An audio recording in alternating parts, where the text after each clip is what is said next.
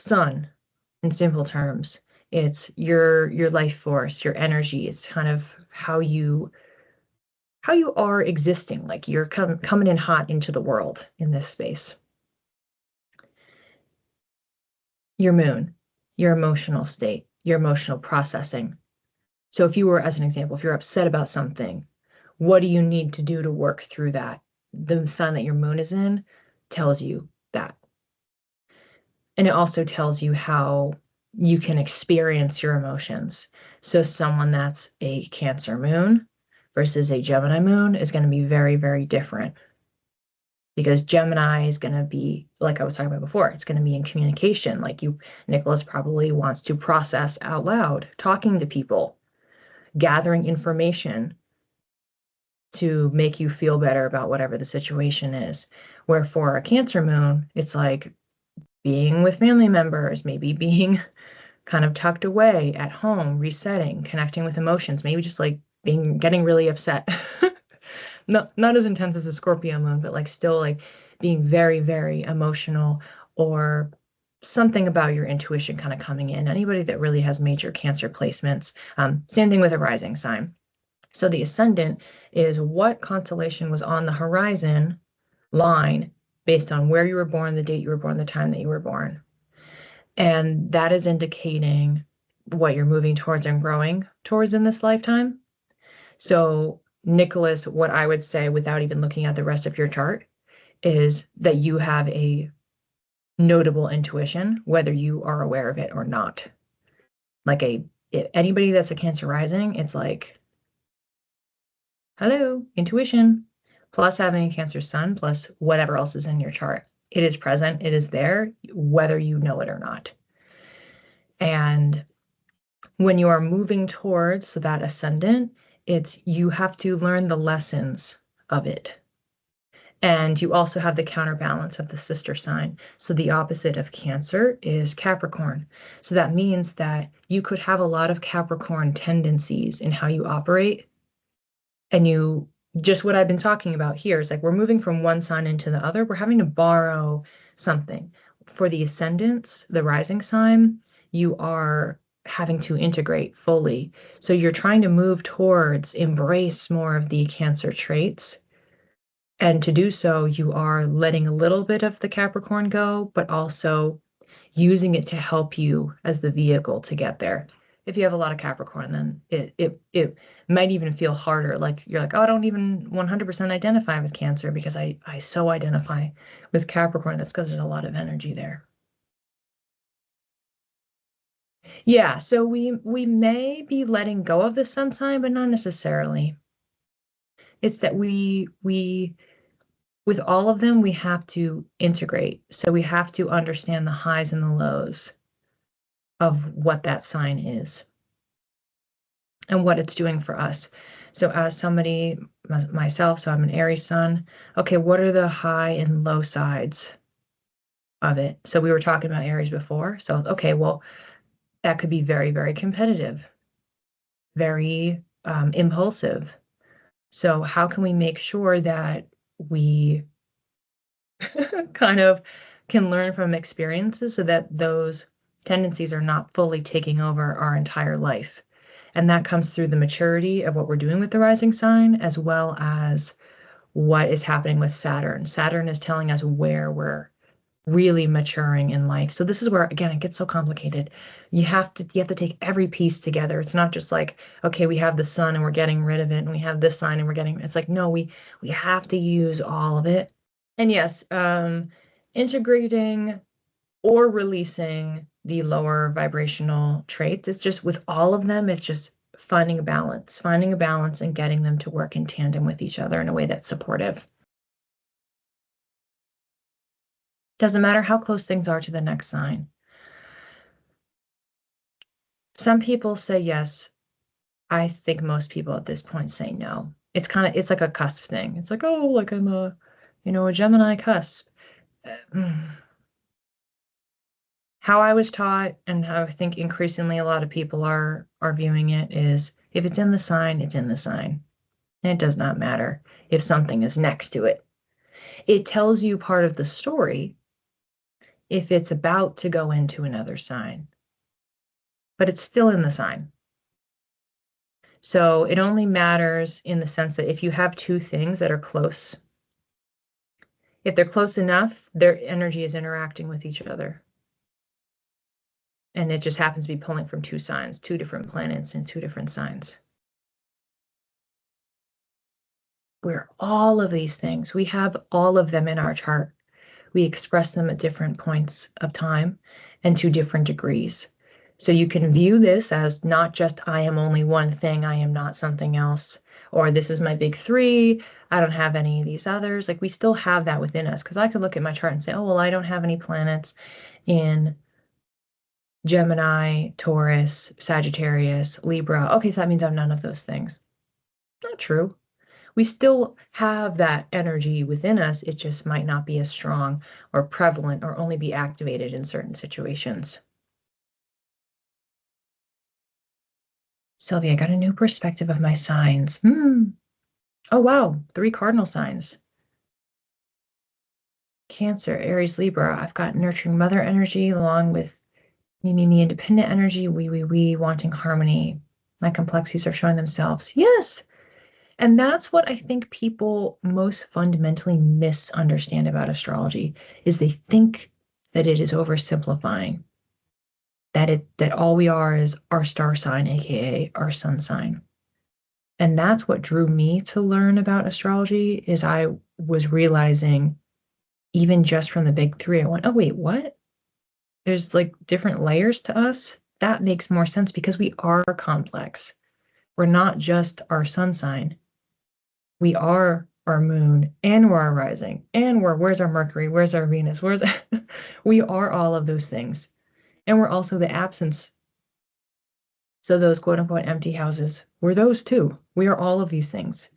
We're just expressing them in different ways. And we can choose to engage with them and lean in, like that example I gave about, if the sun is in a certain sign or moon's in a certain sign or whatever it is, if we can understand that combination, we can say, well, I'm just going to lean into that, test it out, see what that does for me, see if it helps with flow, with understanding, with enhancing whatever the archetypal energies are that are being activated. We can grow within them. We can, that high and low vibration I was talking about before, the different expressions of those traits. So I could, like when I was younger, being more fiery, more emotionally explosive. And with how I got responses to that, I dialed that way back. And so then I went the other direction, and it was like emotional dial off, set to off. And so then that's telling you, like, I made that switch even though I was a kid and I wasn't like doing that on purpose and I didn't know anything about astrology at that point. But my factory settings were to be vocal, be emotionally expressive. That's pulling on Aries, that's pulling on Cancer. And when I made that switch, I turned that Virgo moon way up and it went, well, I have to be better because I'm getting flack for this. I can't be like this. And so then I just slipped into Virgo mode of, well, I have to be perfect. I have to do this, what's right. I have to have it together. And so now I'm in a phase of I'm having to I'm not getting rid of my Virgo moon. I'm just being kinder to it, letting it release the reins of perfectionism so that I can turn up the things that I had turned off before, because they're still within me. I have them. They just get caged because I was like, nope, stop that. So that's just one example. We all have the ability to lean in or away from, and sometimes we do it as an adaptive behavior. Sometimes it's maladaptive. It's for security, safety, protection for some reason, like in my example. And we can always choose to do something a little bit different. And I really think it just comes down to, if we have the vocabulary, if we understand kind of the general terms of what we're talking about here, We can apply to ourselves. We can understand ourselves in different ways. We can appreciate, hug our nuances. Oh, yay. I have all this cardinal energy. I do all these things. There's nothing wrong with that. That's great. That is what has made me me. Think of what that does for you in like the long term.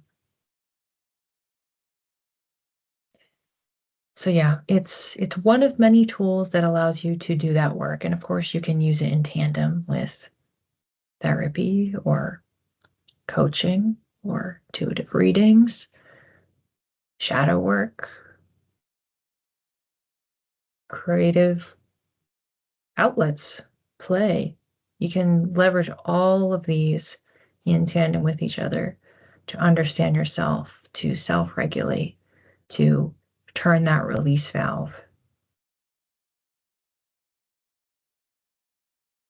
And just be able to check in, you know?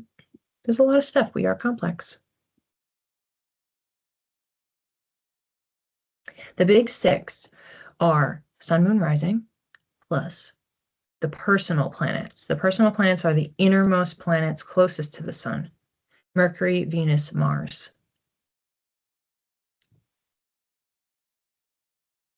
So Mercury is about communication, the mind. Venus, this is very simple terms. Venus is about, love, peace, harmony, relationships. What do we find beautiful? Mars is about our action, motivation, like what drives us.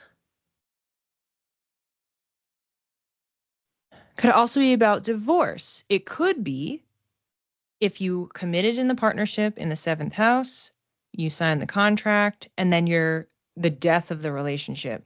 It could happen there. So it's like maybe you're not making it through, those early years, and then the relationship is ending. That is very possible. As well as the other resources you're cutting off, you're separating your resources.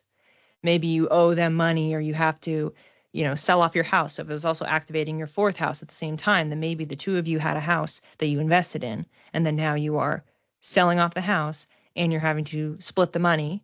And it could be an especially stressful time, trigger your mental health, etc.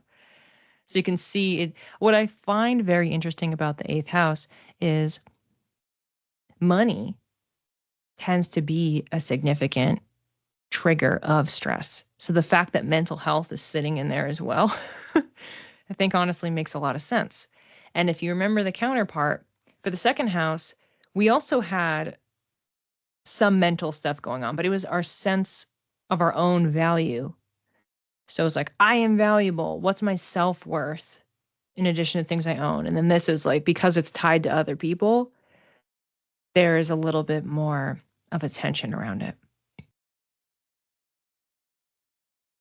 Where the planets are aligned on my day-to-day, month-to-month, where they fall in my natal chart.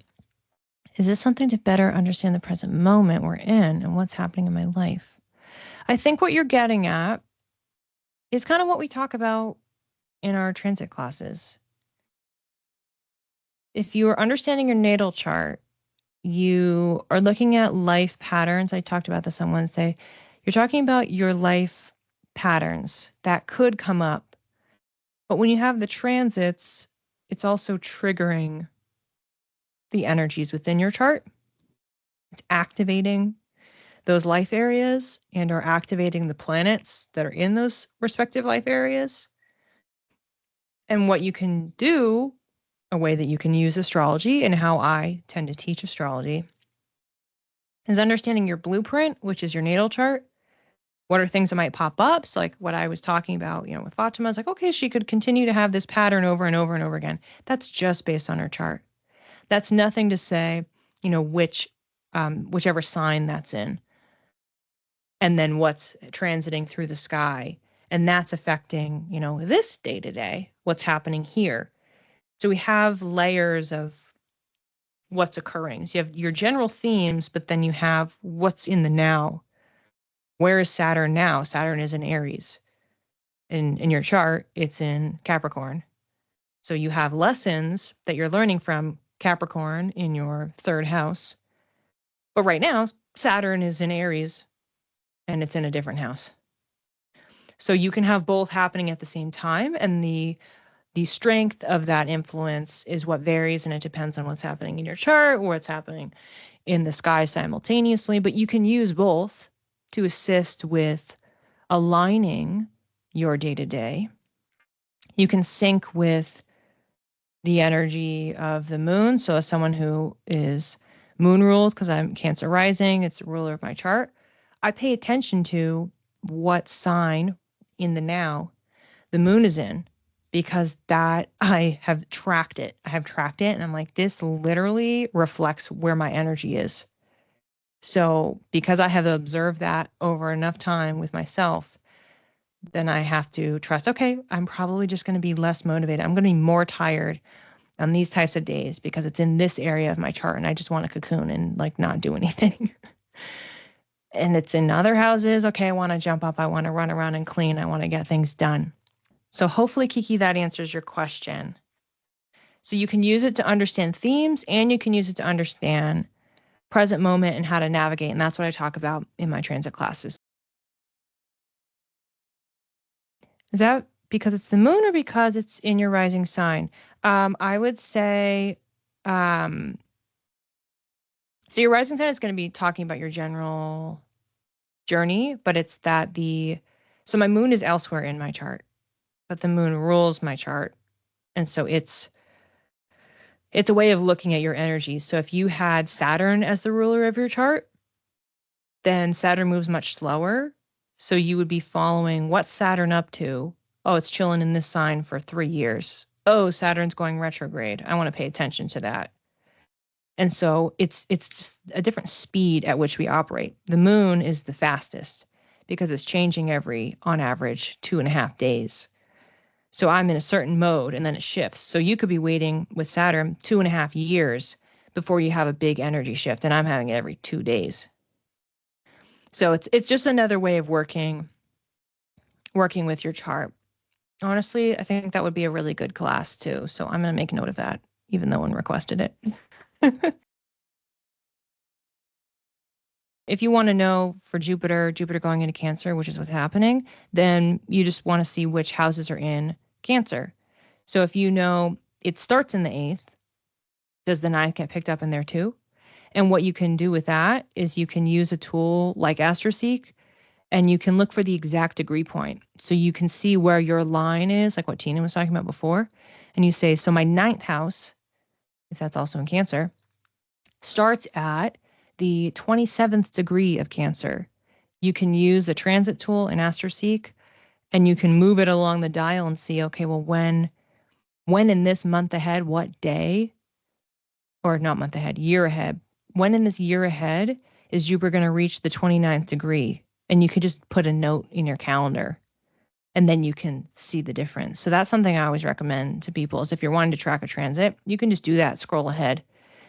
If you're using the whole sign, you don't need to do any of that because it's just, oh, it's moved out of the sign, it's done. If you're using Placidus, then you want to mark the degree point within the sign, and it will tell you when the switch is happening.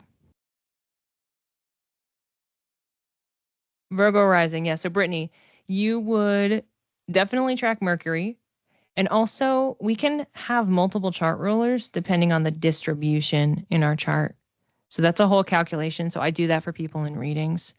So you could potentially have Mercury as one house ruler or one chart ruler, and you could have another one. For me, when I do my calculation, I still end up with the moon. So I just got the one. So yeah, at the minimum, you can watch Mercury because Mercury is literally today is changing signs, several hours from now, but it's going to be changing signs. So you could think about that and say, all right, well, Mercury's going into Cancer, then tomorrow, really, depending on your time zone, are you noticing a shift in what you're thinking about, what you're communicating about, what's coming up, ideas that are coming to you? How do you look at current perfections? So Trish, if you're talking about like your perfection year, I want to look into, because I heard this about like monthly perfections, and it's on my list to research because I haven't looked into that yet. I know there's different types of perfections, but perfection year, I do have a resource on that. I created an entire guidebook earlier this year that's like, you get it once and you're good. You can use it for the rest of your life. because it covers your entire chart plus anybody else's chart that you want to look at. And it walks through. So I had to write a bajillion interpretations for it. Yeah, so it's on my list to look into the monthly perfections because I'm like, I don't know how that works. I haven't looked it up yet. I just know it's a thing. But yeah, for yearly perfections, if anyone doesn't know what we're talking about, I recorded a class on that. So that's also on my YouTube channel. And the idea is that you're moving through each of these 12 houses, each of the zodiac signs, perfection years. It is paired 1-to-1. It's whole sign by default because it's an ancient astrological timing technique. And each year of your life, kicking off with your birthday, you enter a new sign house combination. So if you want to learn more about that, I have a class on it on my YouTube channel. That one is tricked out. I have graphics and things popping up as well while I'm talking. Progressive moon, progressions also on my list. So I don't currently have any offerings on that, but it is something that I want to look into. I've looked into it kind of in passing, but again, it's not something that I am teaching on yet, but there's a lot of facets. And yeah, for everybody that's bringing up all these different points, for some of you may be listening going, I don't know what these terms are that these people are talking about. And hopefully this is allowing you to understand just how multifaceted this is. So I talk about in these classes some of the very simple, straightforward, basic ways, and it's still complicated, but there's all of these other techniques you can apply. So perfections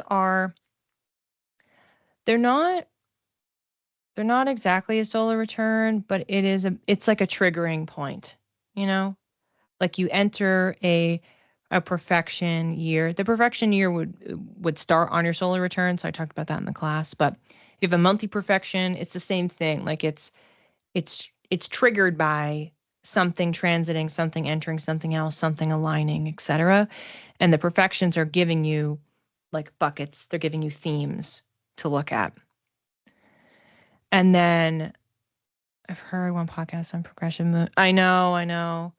The idea with the progressions it's like it's another kind of a timing technique of interpreting what's happening with your chart. And it's applying it to time in a different way. So then you're in like a certain like progression era.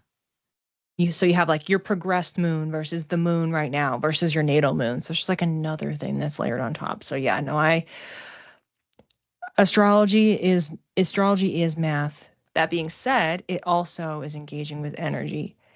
And so we're pulling in some of the spiritual side as well. Aisha, what does it mean when there's nothing in the house? Yes. So I talk about this all the time in my transit classes. If you have an empty house, meaning in your natal chart there are no planets, it doesn't mean it's not important. If you have, as I gave in my example, my 9th house in Pisces, I have my Mars, Mercury, and Saturn in there. That would tell me this is really important.